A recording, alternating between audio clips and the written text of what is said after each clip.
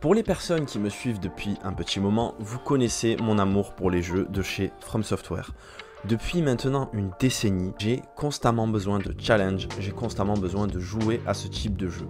Ça me procure un plaisir que je ne saurais expliquer, une satisfaction incroyable, un besoin de se dépasser, et ça c'est ce que j'aime chez ces jeux.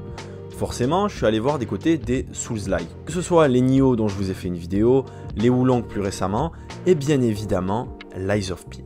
Sorti le 18 septembre 2023, j'attendais pas beaucoup de ce jeu, un petit AA développé par un petit studio sud-coréen. Je me disais que ça pouvait le faire, la pochette m'a intéressé, j'ai regardé quelques thrillers de gameplay et je me suis dit pourquoi pas. J'ai lancé le jeu et là je suis littéralement tombé amoureux de Lies of P. Le fait que j'en attende pas grand chose, je pense que ça a joué. Je suis tombé sous le charme d'une direction artistique incroyable.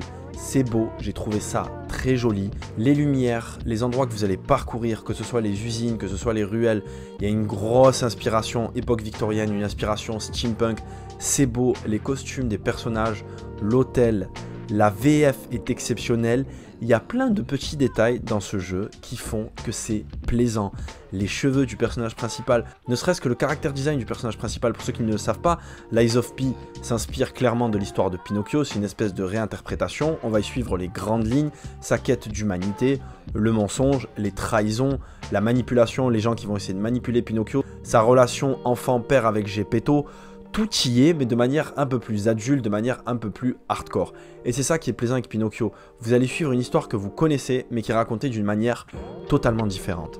Si on met de côté la direction artistique, si on met de côté l'histoire, la chose qui va vraiment vous mettre une gifle, qui va vraiment vous mettre une claque, et c'est là où pour moi Lies of P se place à un niveau presque équivalent des jeux de chez From Software, bah c'est tout simplement le gameplay.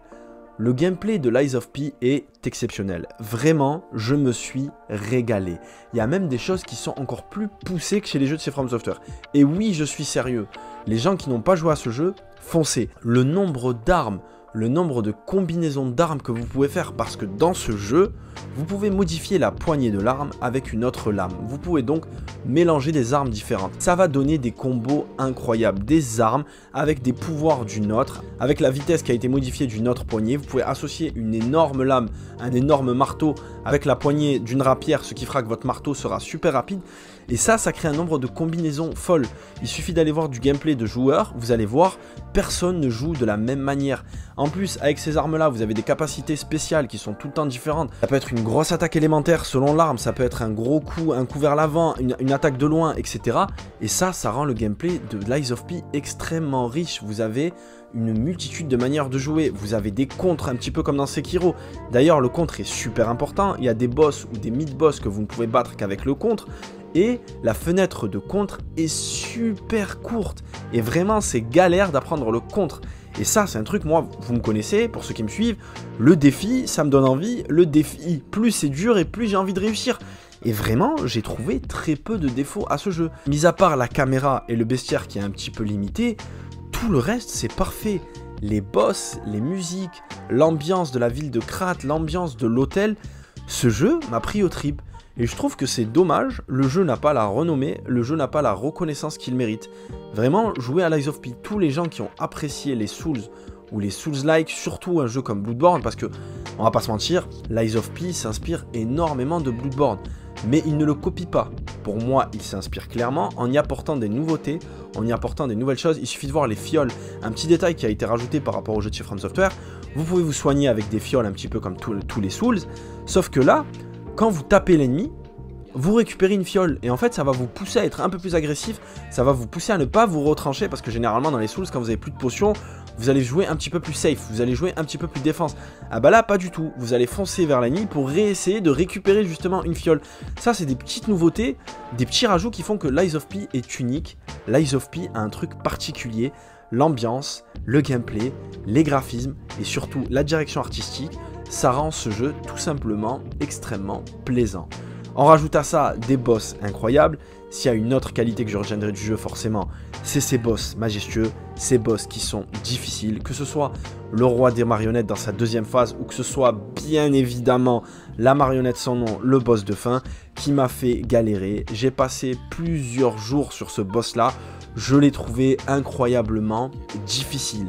au niveau d'un Ishinashina ou au niveau d'une Malenia. Vous allez me dire, oh t'abuses, t'es fou. Vraiment, j'ai souffert sur la marionnette sans nom. Je sais pas s'il y a des gens qui ont autant galéré que moi, mais s'il vous plaît, dites-le moi, la marionnette sans nom m'a fait souffrir.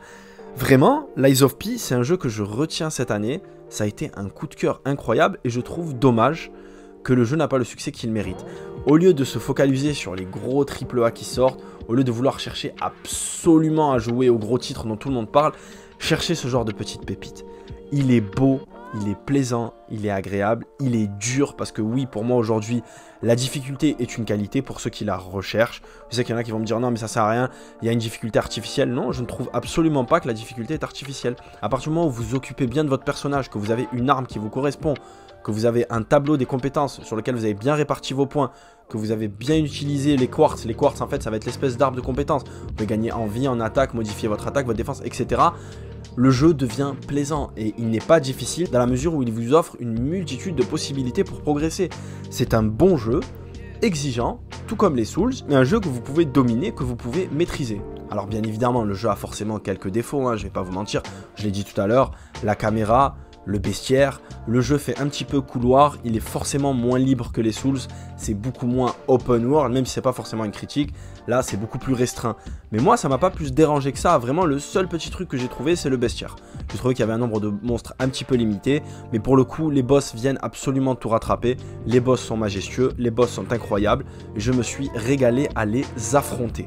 Donc s'il vous plaît, pour ceux qui n'y ont pas joué, pour ceux qui manquent de sensations fortes, pour tous les gens qui ont torché tous les Souls, tous les jeux de chez From Software et qui veulent s'essayer un jeu difficile, un jeu avec une ambiance incroyable, un jeu qui va vous demander de vous dépasser, vous connaissez absolument tout ce que peut apporter un jeu de chez From Software, ah bah Lies of P c'est pareil.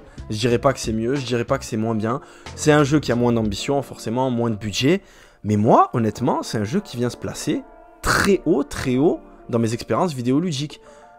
J'ai rarement vu un jeu où le gameplay était aussi plaisant que l'ambiance et la direction artistique. Lies of P, vraiment, pour moi, c'est la combinaison parfaite. S'il y a des gens qui ont eu une gifle comme moi, parce que j'ai du mal à comprendre, en fait, le manque de reconnaissance de ce jeu, pour moi, c'est une claque. C'est un jeu qui peut mériter un Game of the Year, etc.